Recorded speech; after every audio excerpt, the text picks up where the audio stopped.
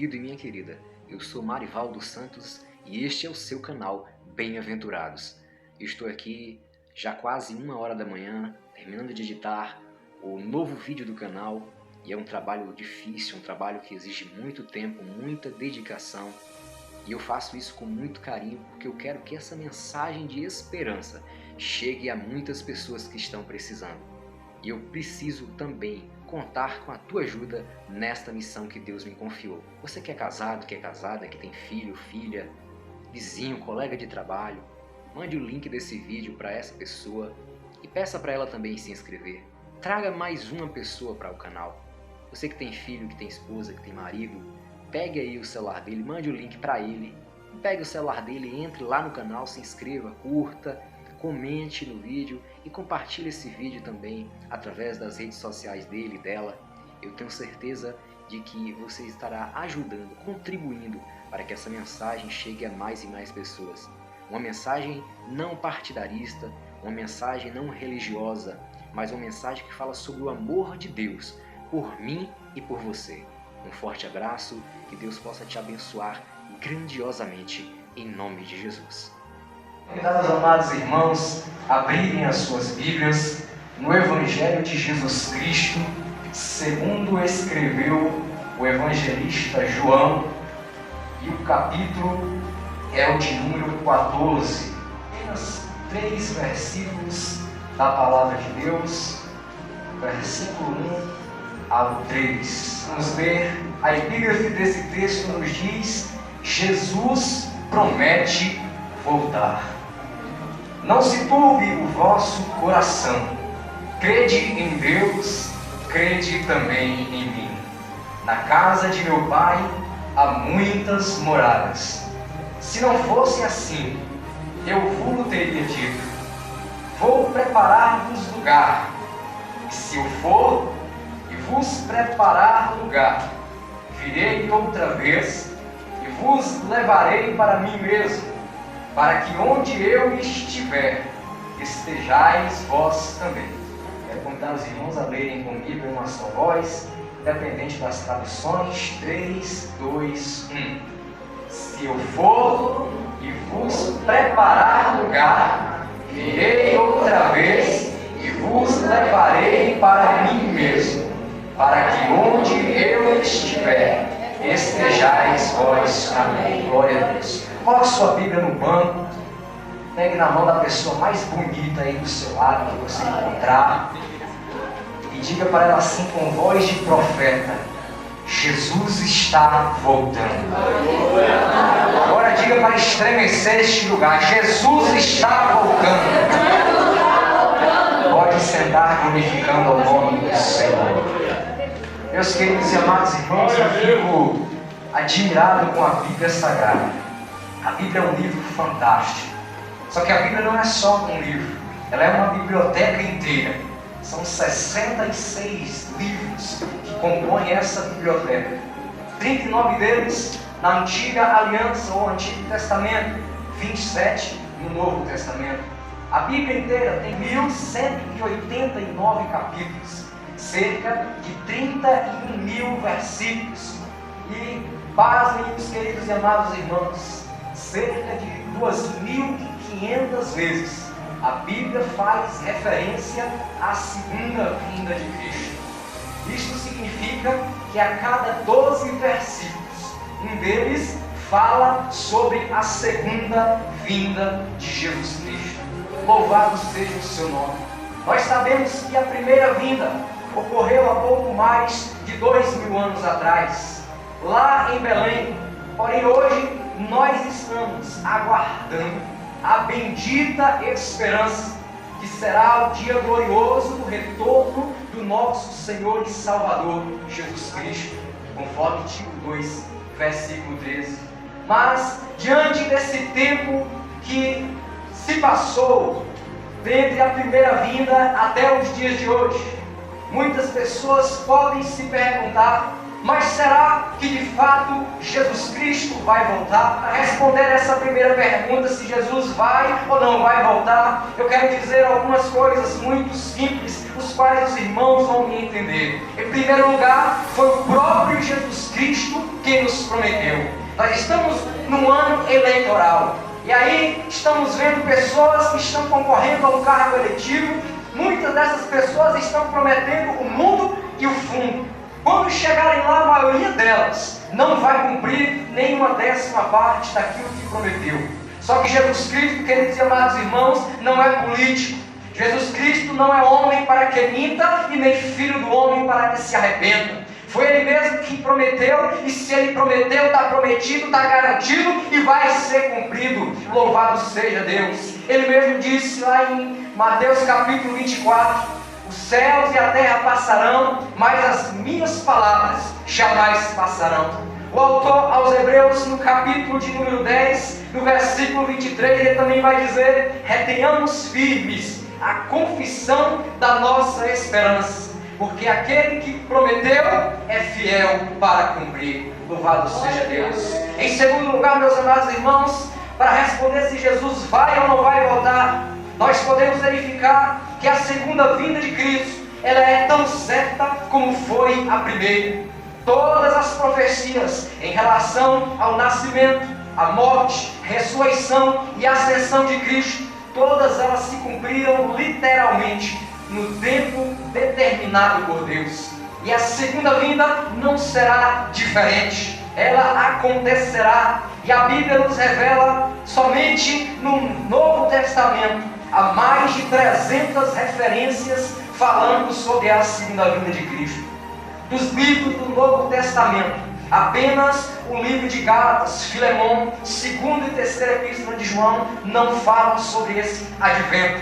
Todos os outros livros têm referências diretas a essa maravilha que nós esperamos. E é a palavra de Deus, que não pode mentir, que nos garante, e nós confiamos nessa gloriosa esperança. E em terceiro lugar, queridos, há algo muito importante que eu não poderia deixar de dizer em relação a este assunto.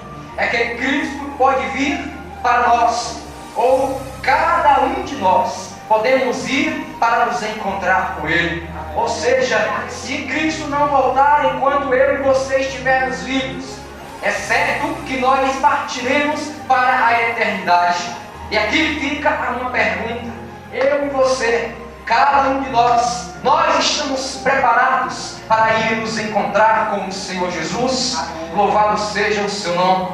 Estamos num tempo de preparação, mas há muitas pessoas que ainda não estão preparadas. Alguns, quando se pergunta, Ramon, se você já deseja, se você já anseia, se você já pode dizer Maranata, as pessoas, elas podem até dizer: não, eu preciso resolver essa questão, eu preciso melhorar esse ponto, eu preciso deixar esse pecado, eu preciso fazer isto e aquilo. Mas, queridos e amados irmãos, a Bíblia dá indicações muito difíceis para aqueles que vão ficar. Veja só o que está escrito em Apocalipse capítulo 6, versos 15 a 17. Os reis da terra, os grandes, os comandantes, os ricos e poderosos, e todo escravo e todo livre se esconderam nas cavernas e nos penhascos dos montes, e disseram aos montes e rochedos: caí sobre nós, e escondei-nos da face daquele que se assenta no trono e da ira do Cordeiro, porque chegou o grande dia da ira deles, e quem é que pode suster-se?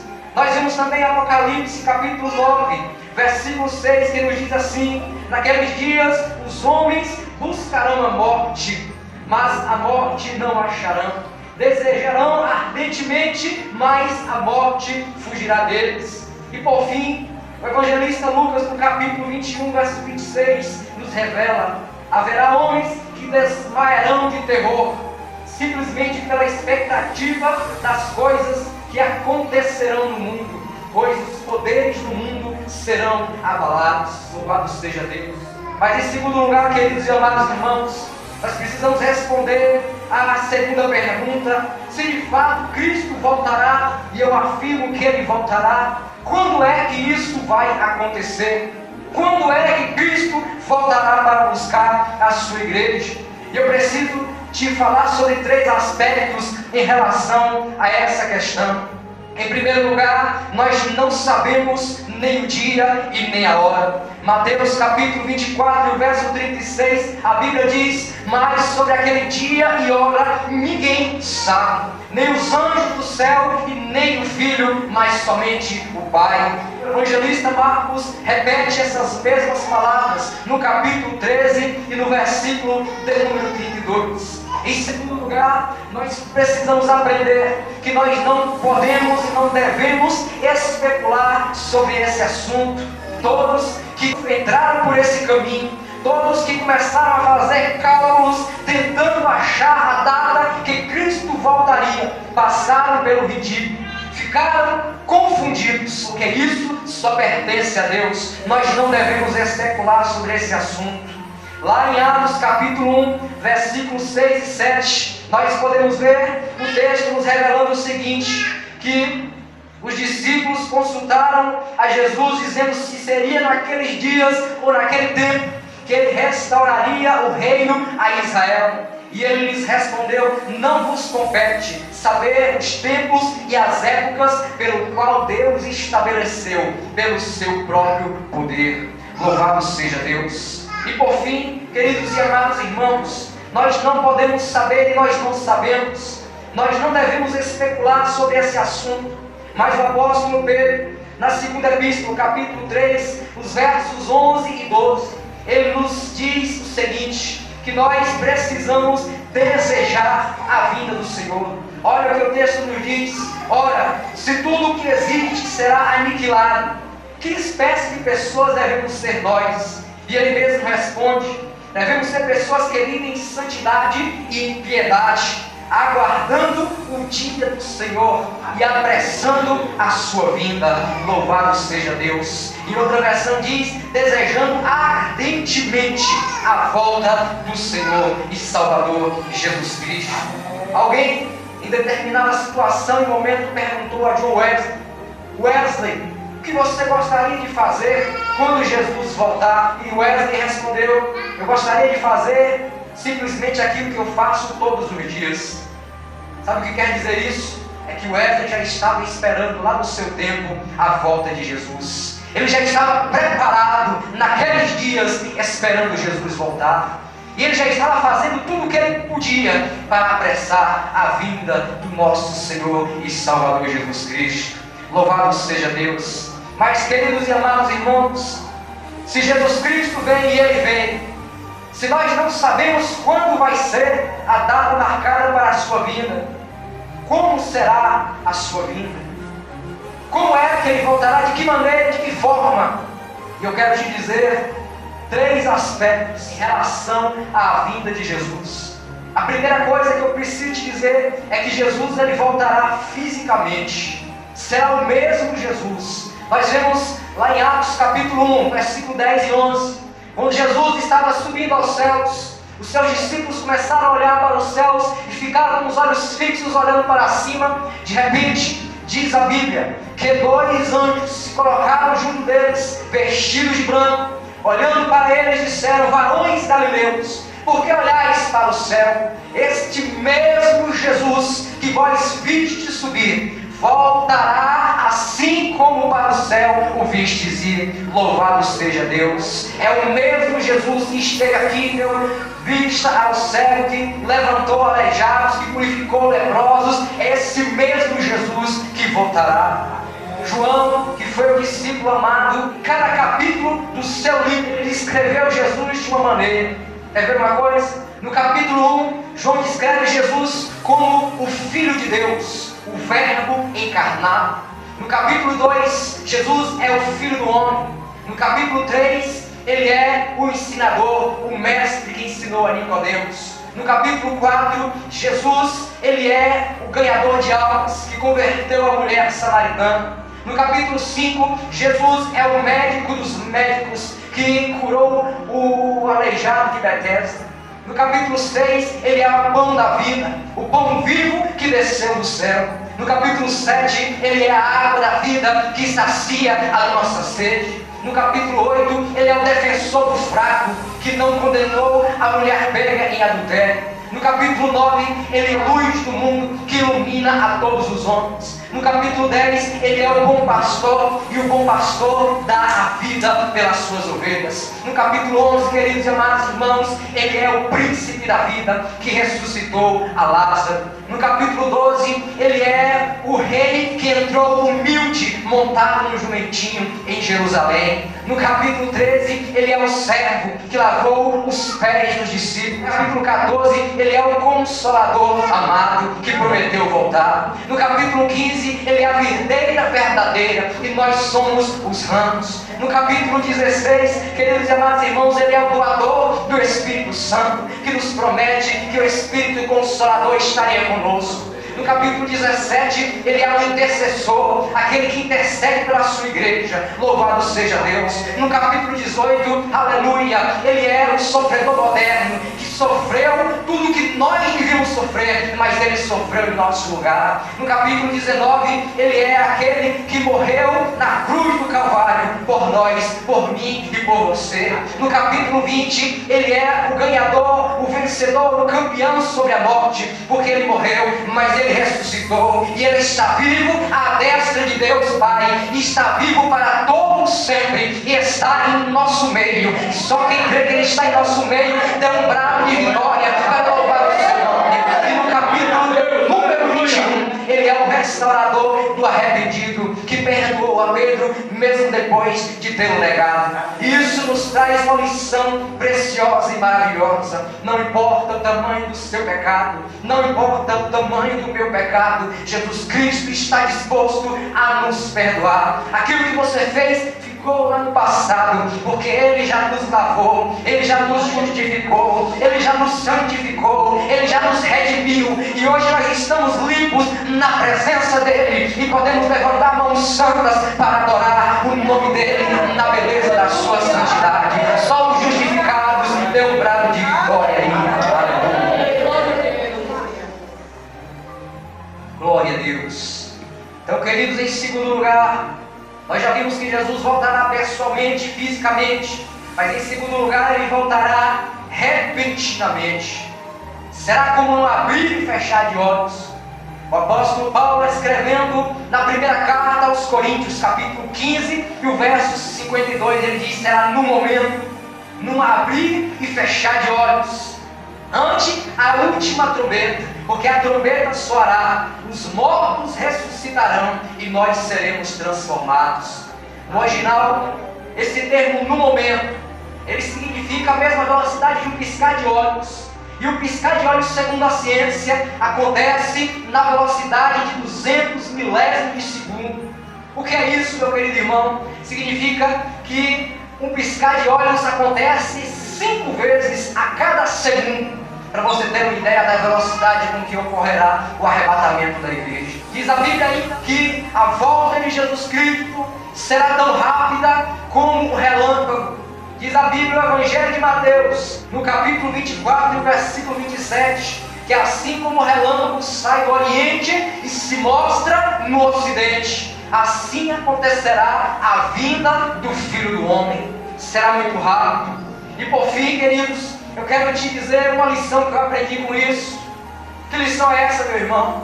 É que naquele dia não haverá tempo para se arrepender. Naquele dia não haverá tempo para dizer: Senhor, mas amanhã eu vou melhorar. Naquele tempo não haverá nenhum tipo de desculpa. Naquele tempo não haverá condição de buscar arrependimento. Mas eu quero te dar uma boa notícia: que o tempo de hoje é um tempo importante e necessário para isso. Josué escreveu capítulo 24, versículo 15, dizendo: escolhei hoje a quem sirvais.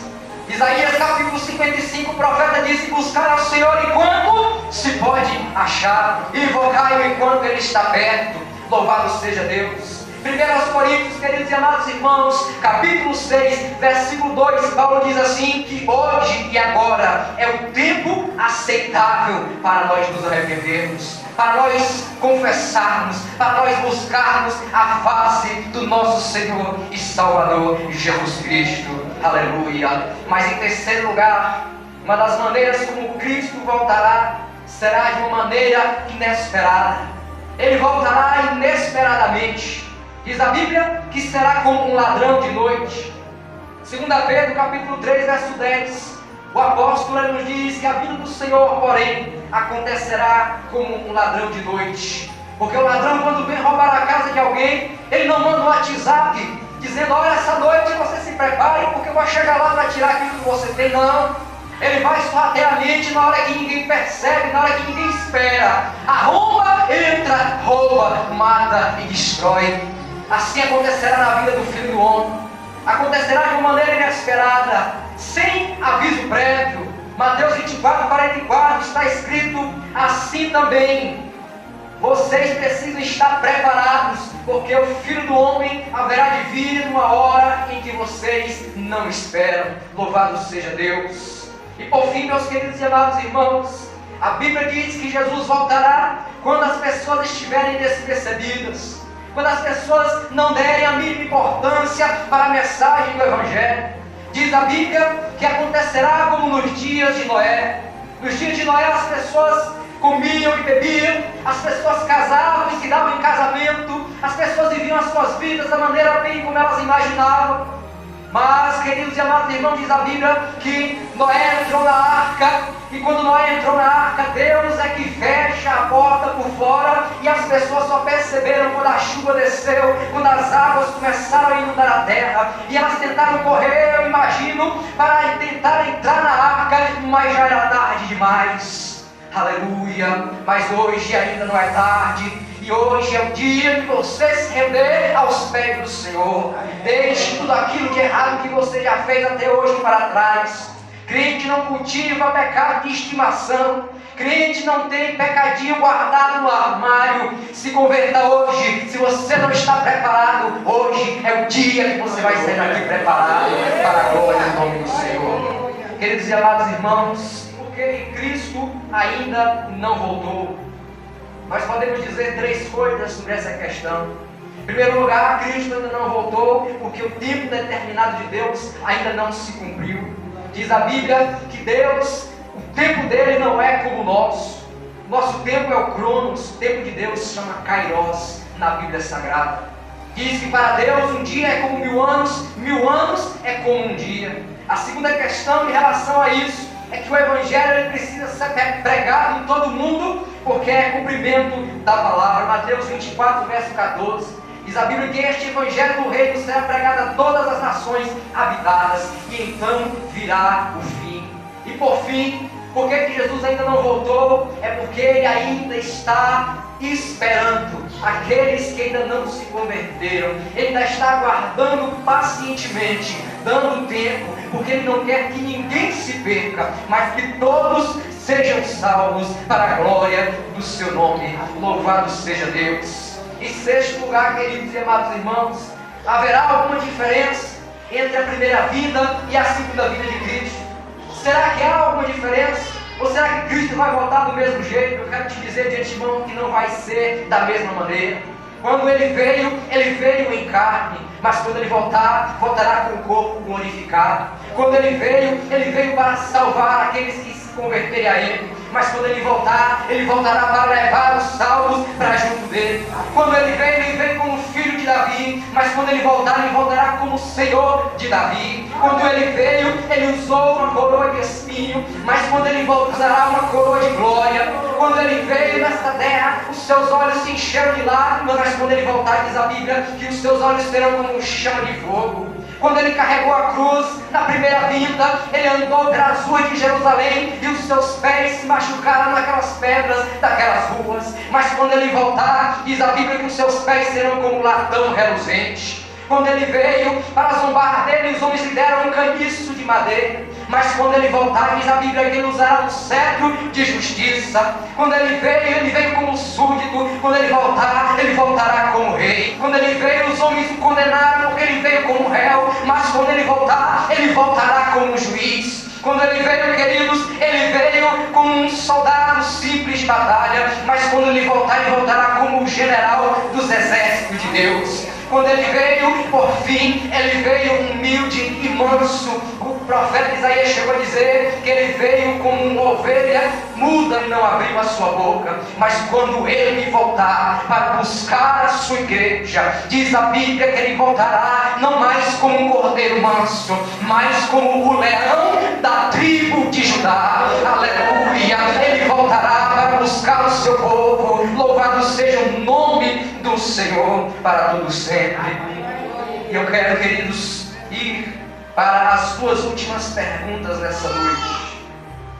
E a penúltima pergunta é essa: quem é que vai subir no arrebatamento da igreja? Olha para o seu irmão que está do seu lado mais uma vez, e a última pergunta para ele: quem é que vai subir? Eu quero te falar apenas sobre 4 características das pessoas que vão subir no arrebatamento da igreja. E a primeira característica daquelas pessoas que vão subir no arrebatamento da igreja são aqueles que nasceram de novo.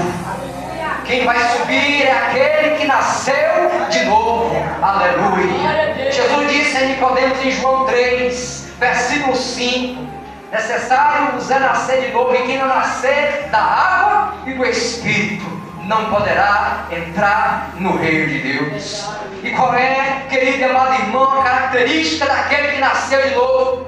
O apóstolo Paulo, ele responde essa pergunta na segunda epístola aos Coríntios, capítulo 5, versículo 17, quando ele diz: aquele que está em Cristo, ou se alguém que está em Cristo, nova criatura é, as coisas velhas já passaram, e eis que tudo se fez novo. Tudo se fez novo, tudo se fez novo, aleluia. Tem gente que diz assim: eu me converti, mas meu facão não é convertido. Vai se converter, se não vai ficar. Tem gente que fala assim: eu roubava, hoje eu não roubo mais, mas a minha língua da costa para mentir. Vai se converter, porque senão vai ficar. Tem gente que fala: eu faço tudo certo, mas eu não consigo parar de falar da vida dos outros. Vai se converter, porque fofoqueiro também não entra no reino do céu. Aleluia, é tudo novo, é uma nova maneira de pensar, é uma nova maneira de agir, é uma nova maneira de sentir, é tudo novo para a glória do nome do Senhor.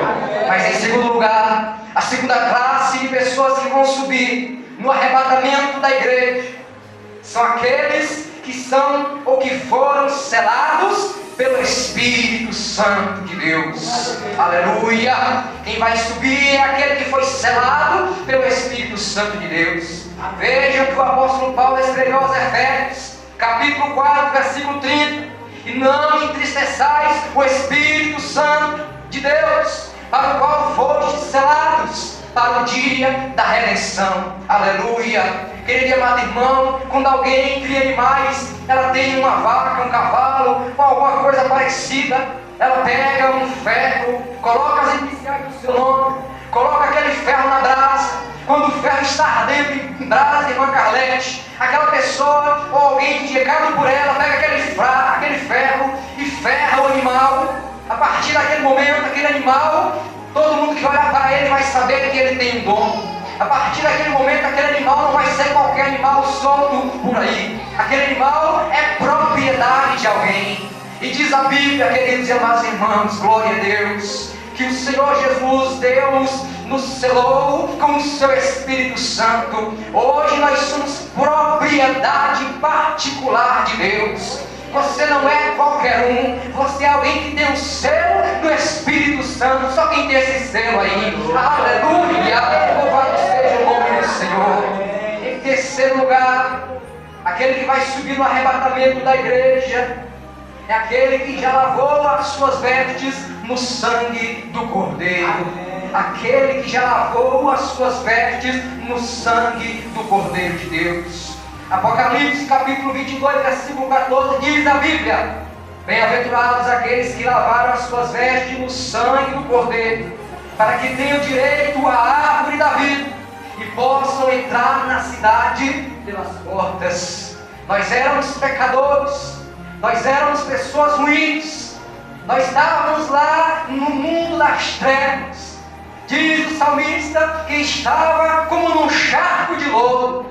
Andávamos por aí errantes, sem destino e sem Deus no mundo. Mas diz a Bíblia que para nós brilhou uma luz na região da sombra da morte. E essa luz, queridos, foi Jesus Cristo que nos lavou com o seu sangue precioso. E hoje nós estamos aqui neste lugar, sabendo que os nossos pecados já foram perdoados, porque Ele nos lavou. Só os lavados aí, deixa eu ver, quem foi lavado, quem foi justificado, quem foi remido. Glória a Deus. E por fim, meus queridos e amados irmãos, quem vai subir quando Jesus voltar para buscar a sua igreja é aquele que tem o seu nome escrito no livro da vida. Aquele que tem o nome escrito no livro da vida. Olha só, Apocalipse capítulo 21, versículo 27. Diz a Bíblia: não entrará nela coisa alguma impura, nem o que pratica abominação ou mentira, mas somente os que têm o seu nome escrito no livro da vida do Cordeiro. Aleluia, glória a Deus. Eu e você, nós somos anônimos aqui nessa terra. Nosso nome não está registrado nos anais da história. Nós não temos o nosso nome escrito na calçada da fama de Hollywood. Nós não somos pessoas de poder aquisitivo elevado, pessoas que têm um status num campo de futebol, assim como alguns jogadores têm. Mas nós temos um motivo para nos alegrar, aleluia, porque o nosso nome está escrito no livro da vida do Cordeiro de Deus, aleluia. Glória ao Pai, ao Filho e ao Espírito Santo, aleluia. Nós temos o nosso nome escrito no livro da vida, e isso nos garante uma entrada para o reino dos céus. Para finalizar, eu quero responder a última pergunta, e a última pergunta é essa: quem vai ficar aqui depois do arrebatamento da igreja? Aleluia. 3 classes de pessoas ficarão aqui no arrebatamento da igreja. A primeira classe de pessoas que vai ficar aqui, irmã Rosita, são os chamados ímpios. O que é ímpio, meu irmão? É aquele que vive na prática da impiedade. É aquele que você pregou o evangelho para ele, mas ele não se arrependeu. É aquele que ouviu a mensagem, mas o coração endureceu e ele não aceitou. É aquele que se esqueceu que é um Deus no céu e vive nessa terra como se fosse viver para sempre. A Bíblia diz no livro do Salmo, capítulo 9, versículo 17: os ímpios serão lançados no lago de fogo, juntamente com todas as nações que se esqueceram de Deus. Essa é a primeira classe de pessoas que ficará aqui. Mas a segunda classe são aqueles que praticam as obras da carne. Que obras da carne são essas, meus irmãos? O apóstolo Paulo aos Gálatas, capítulo 5, a partir do verso 19, ele nos diz: ora, as obras da carne são manifestas, as quais são estas: a prostituição, a impureza, a lascívia, a idolatria, a feitiçaria, as inimizades, as contendas, os ciúmes, as iras, as facções, as dissensões, os partidos, as invejas, as bebedices, as orgias e coisas semelhantes a estas, contra as quais vos previno, como já antes vos preveni, que os tais que praticam estas coisas não herdarão o reino de Deus. Queridos e amados irmãos, a obra da carne só se vence com jejum e oração. Louvado seja Deus. E por fim, a última classe de pessoas que ficarão aqui na volta de Jesus Cristo são aqueles que se desviaram do Evangelho. Querido e amado irmão, diz a Bíblia em Lucas capítulo 9, versículo 62, que aquele que põe a mão no arado e olha para trás não está apto para o reino dos céus. O mesmo Evangelho segundo Lucas, capítulo 17, verso 32. O evangelista registra as palavras de Cristo, que nos traz uma severa exortação, quando ele disse: lembrai-vos da mulher de Ló. Nós todos conhecemos a história de que aquela mulher saiu com sua família de Sodoma, mas infelizmente Sodoma não saiu de dentro do seu coração. E quando ela estava caminhando em direção ao lugar seguro, ela olhou para trás e ficou transformada num estado de sal. E ela perdeu a sua salvação por causa de um olhar. Aleluia. Queridos e amados irmãos, mas eu tenho uma boa notícia, a qual eu já disse, mas preciso reiterar, que hoje é o dia aceitável da salvação do Senhor.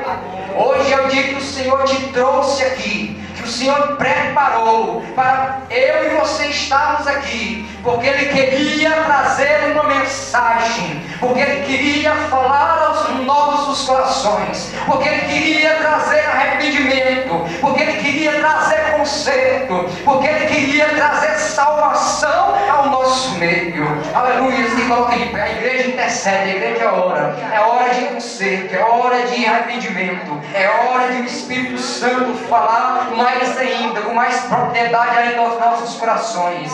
Aleluia, glória a Deus. Querido e amado Deus, a tua palavra foi pregada nessa noite. Não foi o homem que veio aqui para falar, mas foi o teu instrumento, pela tua misericórdia, porque eu não sou digno nem merecedor de estar aqui, mas o Senhor falou através da minha boca. E eu quero te pedir, meu Deus, que essa mensagem possa penetrar no mais escondido, no mais oculto dos nossos corações, porque primeiro a mensagem fala ao pregador, depois fala à igreja. Meu Deus, que nessa noite haja conserto, que nessa noite haja arrependimento, que nessa noite haja uma manifestação do teu Espírito, trazendo salvação no seio da tua igreja. Senhor, meu Deus, faz a obra. Aquilo que nós não podemos, o Senhor pode. Opera o milagre, faz o teu querer, e nós oramos gratos a ti, em nome de Jesus Cristo. Amém. Glória a Deus. Eu devolvo nesta hora o microfone.